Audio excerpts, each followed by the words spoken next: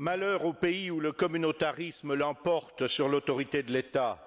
Malheur aussi aux États désarmés. Le pauvre Liban martyr vient d'en faire une nouvelle fois l'expérience, fournissant malgré lui le mobile d'une intervention dévastatrice et disproportionnée. Car enfin, le droit à l'autodéfense et le droit de suite existent, certes, mais pas le droit de déclencher une guerre totale, sans négociation, sans ultimatum, sans déclaration de guerre, sans saisine préalable du Conseil de sécurité. Je crains aussi que cette opération ne soit d'ailleurs contre-productive pour Israël, qui n'a pas atteint ses objectifs politiques et s'attire aujourd'hui l'hostilité de tous les Libanais. Monsieur le Président du Conseil nous a dit que les réunions des ministres européens se seraient déroulées dans une ambiance cordiale. Quel soulagement! Mais ces chaleureuses réunions n'ont pas empêché la dévastation du Liban. On nous parle aujourd'hui d'une interposition européenne, mais elle n'implique curieusement que 7 États membres sur 25.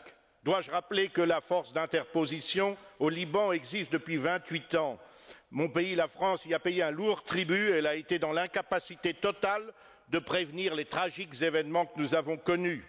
Et contrairement à ce que nous dit Madame la Commissaire, cette force d'interposition a été totalement impuissante dans la récente tragédie. Elle n'a fourni que quelques victimes de plus au bombardement israélien. La seule base du règlement est la reconnaissance d'États souverains, disposant de frontières sûres et reconnues.